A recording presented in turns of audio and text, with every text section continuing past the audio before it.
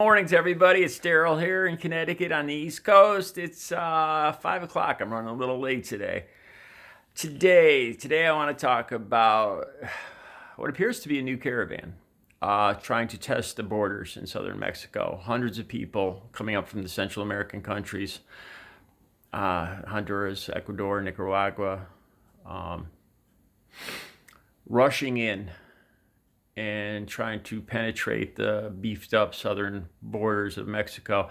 Southern Mexico, because of fear of an unstable Donald Trump and what his next move was, and fear of economic retribution, they've beefed up their southern borders, trying to keep the people from the southern countries out. But it appears today, in the coming weeks, you'll probably see more stories on this caravan, as they like to call it, coming northward. I'm sure you'll be seeing this more in the coming weeks. So I thought about this whole thing. I thought about the soundbite that is "build the wall." Then I asked myself, do I just not like this because it's an idea of Donald Trump's, because it's a Trump supporter main staple? Is that the reason that I don't like it? Or is it a valid problem that I have with this whole theory of building the wall? I'll tell you right off the bat, imprisoning and breaking up families, I despise. There's no question there. That's wrong. All right, so I started thinking about why these people are coming north. They're coming north because of corruption and violence. They fear for their families. There's horrid stories, a lot of involving burning people alive, decapitation, cutting off limbs, fingers, those are the least troubling ones. Just hideous stories of violence from these countries, and this is why they're fleeing. Contrary to what some Trump supporters believe, they're not coming up here with the sole intent of, they're just leaving their farms because they want to come up here and steal your Social Security and get a driver's license. I don't think that's why they're risking their lives and packing up their whole family and all their belongings to try to make it here through the desert, through the heat and everything, to get up here to America. I think they fear for their lives. Then I think about the Statue of Liberty and give us your tired, yearning masses, or your tired, huddled masses yearning to be free. And I think about that, and our history of taking in people that are fearing for their lives, refugees. And I think about guns for the whole thing back with Reagan and Nicaragua and the Sandinista rebels. Our history of mucking around in these countries and trying to prop up our own regimes, our own presidents, trying to install a democracy, trying to keep communism out, our misguided attempts at installing democracies, trying to install our form of government on these smaller governments, trying to keep communism out. And of course, I think that's led to this ongoing corruption in these countries, these shithole countries, as Trump calls them. Also, I think one of the biggest, money, of course, money is a driver in anybody's motivation. Drugs. Where are these drugs headed? Here, to America. There's no question. There's no doubt. The average, the drug addicts here are fueling a huge amount of the violence and problems, and causing probably the largest percentage of the reason why all these people are fleeing the countries and coming north, trying to get into America, is because of our own drug addicts fueling it. With our great economy and a little extra change in our pockets, a large amount of addicts are going out and buying themselves some meth, some cocaine, some heroin, some party drugs. Feel good. They put in a hard day's work. They go get a little meth, little heroin, and that is fueling sends the money back down there, the corruption, the violence, and ultimately leads to good people, the family people, the people that want to live an honest, good life, saying, screw this, we're out of here, and packing up their families and their belongings and trying to go anywhere they can, the nearest place they can. That's America. And I think about this wall. It's a great soundbite. It is. It's a very complex, hard problem.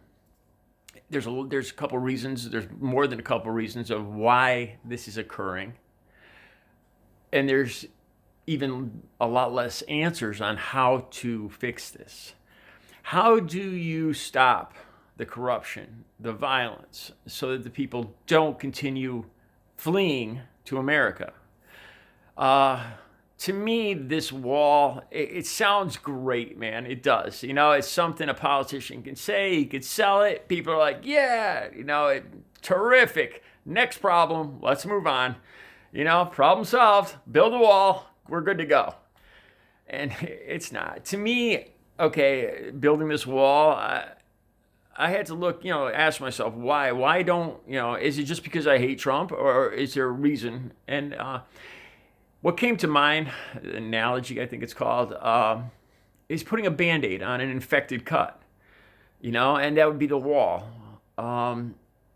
You could put a Band-Aid on it, but it's going to continue to fester underneath that. And I think it's just going to lead to a bigger, more serious problem. These people aren't going to go away. These countries with this corruption isn't going to go away. Building a wall and just blocking it out isn't going to stop what's occurring down there. See, this is where it becomes a hard problem. A problem that Americans don't want a hard problem. They want a soundbite. Build a wall. Okay, problem over, problem solved. And, that's a great sellable phrase, but it's a Band-Aid. It's going to take a lot of time. It's going to take a lot of effort. And it's going to take a lot of money. But then again, I started thinking, to invest time, invest money, invest trying to root out the corruption so that people can build their own honest governments, but not get bogged down. Because we've seen before that in trying to install governments just doesn't work. The drug problem, huge. Again, it's just it's a problem on so many levels. As long as this problem rages, the heroin, the meth, there's going to be this firestorm in the southern countries below us, and we're going to feel the heat more and more. It's just a fact. Is there an easy answer? No. Definitely, drug treatment. I'd say trying to stem the flow of drugs doesn't work, because as long as there's a demand, there's going to be a supply. Drug treatment would be the best thing. The less drugs we buy, the less money's going to go down there, the less corruption, and there'll be more of a chance for these people to build their countries. It is not an easy problem, man. It's a long-term situation that would involve money, time, effort. It would take, this Americans don't want to hear this. They don't. They want to hear build the wall. It's a bam, problem solved, problem over. And like I said, those three words, great. Okay, problem solved. We'll just build a bigger wall, bigger, stronger wall. Keep them out. Keep the drugs out. Keep the people out.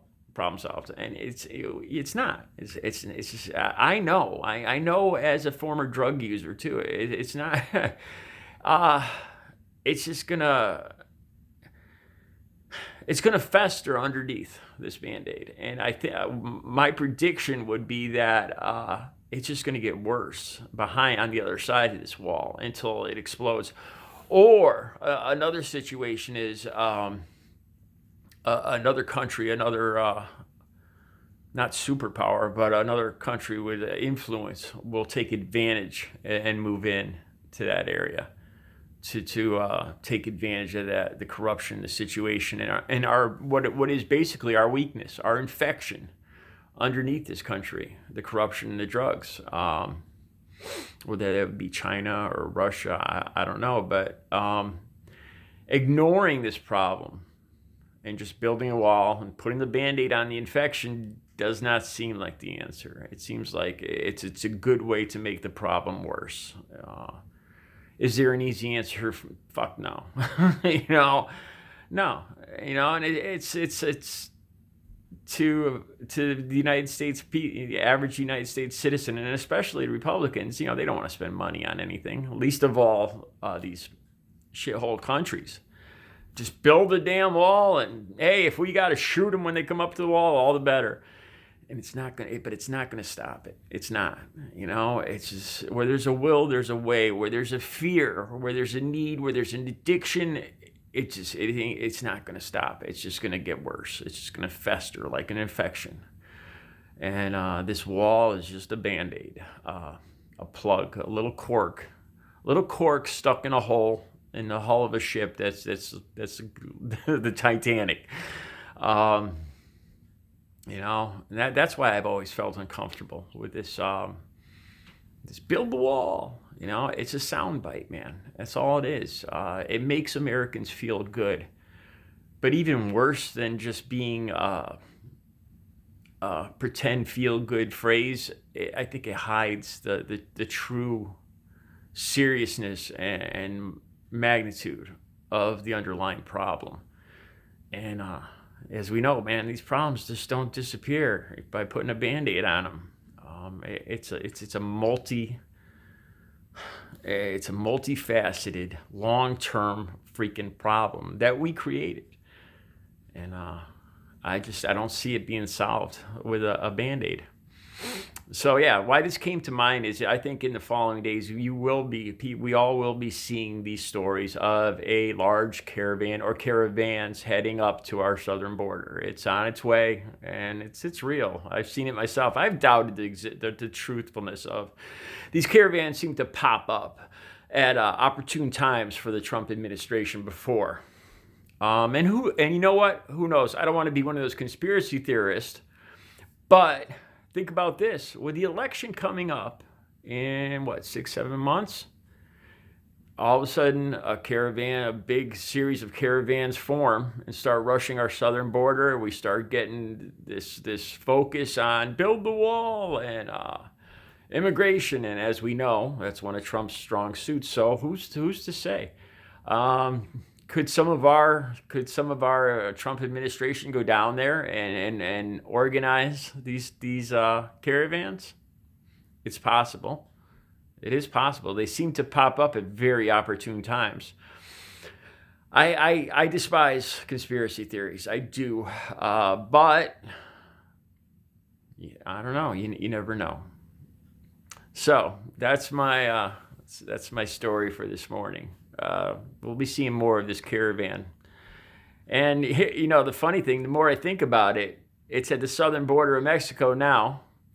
So you figure 3-4 months, it should be approaching our southern border right around September, October? Perfect timing. Amazingly perfect timing for Donald Trump and his wall and his Band-Aid on this problem. All right, you guys have a good morning.